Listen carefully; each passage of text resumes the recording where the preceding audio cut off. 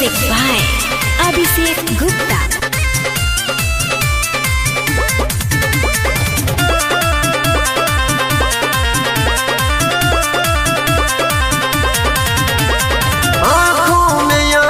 डाल के दगा करती हो, आँखों में आँख डाल के दगा करती हो। ये प्यार कोई खेल नहीं, ये प्यार कोई खेल नहीं, ये प्यार कोई खेल नहीं, ये प्यार कोई खेल नहीं।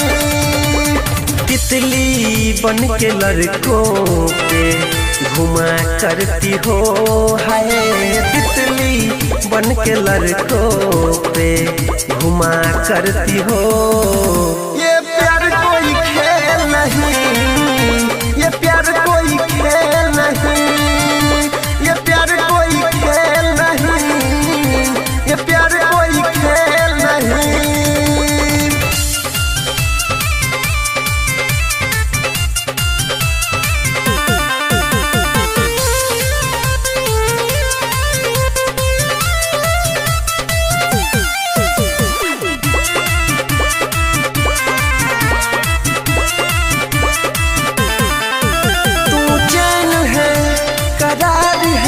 कहती हो तू मेरा प्यार है, इकलौता जो तेरा दिल का था, अब घूमता वो बाजार है।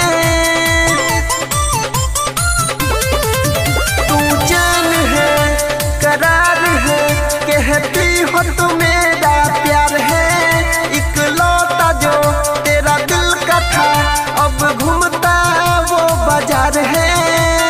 हर एक वासिकों से वफा करती हो, हाय हर एक वासिकों से वफा करती हो। ये प्यार कोई खेल नहीं, ये प्यार कोई खेल नहीं, ये प्यार कोई खेल नहीं, ये प्यार कोई खेल नहीं।